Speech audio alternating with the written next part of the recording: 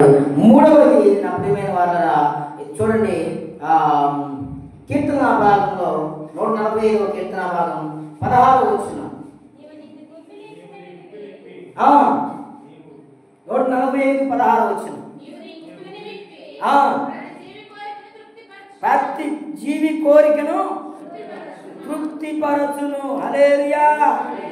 చదవండి.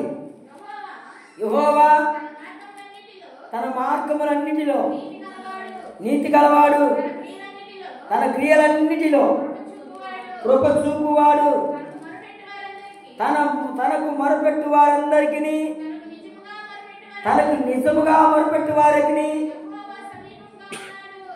యెహోవా సమీపంగా ఉన్నాడు. హల్లెలూయా. దేవుని యొక్క గుప్పిని విప్పి కోరిక ప్రతి జీవి ఆయన తృప్తిపరుస్తాడు. మన గుప్పిలు ఎంత? దేవుని గుప్పిలు ఎంత? ఒక తండ్రి కుమారుడు ఉన్నాడు. చిన్న మాట నేను ముగిస్తాను. తండ్రి కుమారుడు ఉన్నాడు. ఎంతో ఇష్టానుసారం ఉన్నాడు. ఆ తండ్రి కుమారుడు అంటే ఎంత ఇష్టమో, ఆ కుమారుడికి తండ్రి అంటే ఎంతో ఇష్టమో జరుగుతూ ఉంటే ఒకరోజు డాడీ నాకు చాక్లెట్ తీసుకురా అన్నాడు. చాక్లెట్ తీసుకురా అంటే ఇష్టంగా 5 స్టార్ చాక్లెట్ అనుకున్నాం. 5 స్టార్ చాక్లెట్ డబ్బా నిండా తీసుకొచ్చాడు. డబ్బా నిండా తీసుకొస్తే డబ్బా ఓపెన్ చేసి, ఇదిగో నా కుమారుడు ఎన్ని చాక్లెట్లు కావాలని తీసుకో అని చెప్పాడు. ఈ చేయబట్టి నువ్వే తీసుకో అన్నాడు. ఇతను చేయాలంటుంది, డాడీ చేయాలంటుంది మీకు తెలుసు. అది ఎంత ఇష్టపడి ఎంతగా ప్రయత్నం చేసినప్పుడు, ఎంత బలవంతం చేసినప్పటికీ ఆ చేయి పెట్టలేదంట, తీసుకోవట్లేదంట. నాకు వద్దంటున్నాడంట. ఎందుకు ఏమైంది? చాక్లెట్ వద్దా? ఎందుకు వద్దంటున్నావు? అవసరం బాగోలేదా అంటే, బాగుంది, అవి నాకు కావాలి, నేను తింటాను, నాకు ఇష్టము, నువ్వు నేను చెప్పినప్పుడు తెచ్చావు అన్నప్పుడు అది మోన్ తీసిస్తున్నాడు కానీ తీసుకోమని చెప్తున్నాడు కానీ అవి తీసుకోవడానికి కుమారుడు ఇష్టపడతాడు. ఏం కానీ ఆలోచన చేస్తే డాడీ నువ్వు ఇవ్వన్నాడు. నా ప్రియమైన వాళ్ళ చూడండి, అక్కడ జరిగిన విషయం ఏంటంటే ఆ తండ్రి ఏం చేశాడంటే ఆ డబ్బాలో నుంచి తీసి బాగా పట్టి కుమారుడిలో పోసాడు. హల్లెలూయా.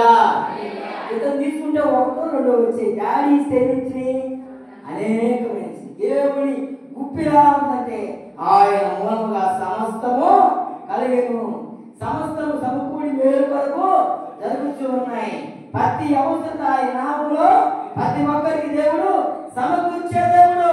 అందుకే నిజంగా మొదలుపెట్టి వారికి ప్రతి కోరిక, ప్రతి జీవి కోరికను తృప్తిపరిచి ఆయనకు ఇస్తాము. నమ్మిన వారికి మేడైన దీవెన. కొట్టగలిగిన నిజంగా మొదలుపెట్టి వారికి దేవుడు సమీపంగా ఉన్నాడు.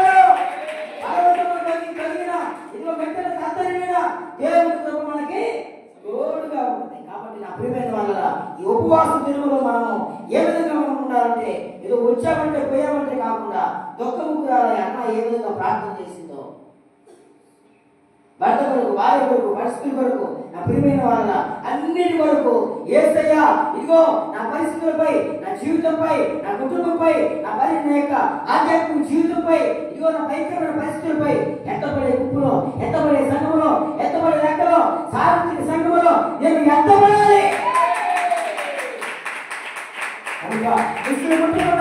ఇదిగో నన్ను కాపాడాలని నిజంగా మాట్లాడితే నీ ప్రార్థనకి దేవుడు గొప్ప కార్యాలు జరిగించుగాక.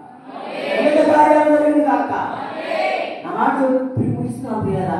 ప్రార్థన ఏం చేసిందంటే పరిస్థితిని మార్చివేసి, హల్లెలూయా, స్థితిని మార్చివేసింది.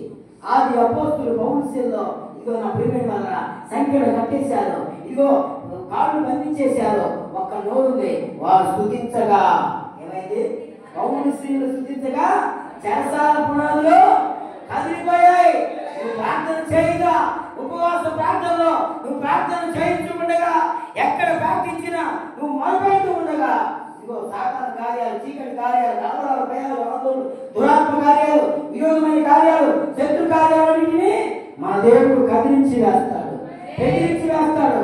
దురాత్మ కార్యాలన్నీ కాలిపోతాయి, దైవ కార్యాలు కాలిపోతాయి, ఇదిగో సాతాను కార్యాలు కాలిపోతాయి, ఇదిగో కాదు దయ్యాలు కాలిపోతాయి, దురాత్మ కార్యాలు కాలిపోతాయి. ప్రార్థించు, దేవుడు ఉన్నతమైన కార్యాలు చేస్తాడు. దేవుడు యెహోవా నీకు ముందుగా నడుస్తాడు. ప్రియమైన వాళ్ళ ప్రార్థించుచుండగా గొప్ప కార్యాలు చేసే దేవుడు. కనుక దేవుడి మాట మీద, దేవుని సన్నిధి మీద, దేవుడి వాక్యం మీద, దేవుని యొక్క పరిచయం మీద, దేవుని మీద నువ్వు ఆశ పెట్టుకుని ముందుకు వెళతా ఉంటే దేవుడికి ఆయన గొప్ప కార్యం చేసి సమీపంగా ఉంది. ఆయన సమీపముడి నీ యొక్క కోరికను ప్రతి ఒక్కటిని ఆయన తగిన కాలంలో దేవుడు నెరవేర్చును గాక. దేవుని వాక్యము నిలిచును గాక. ఆమేన్.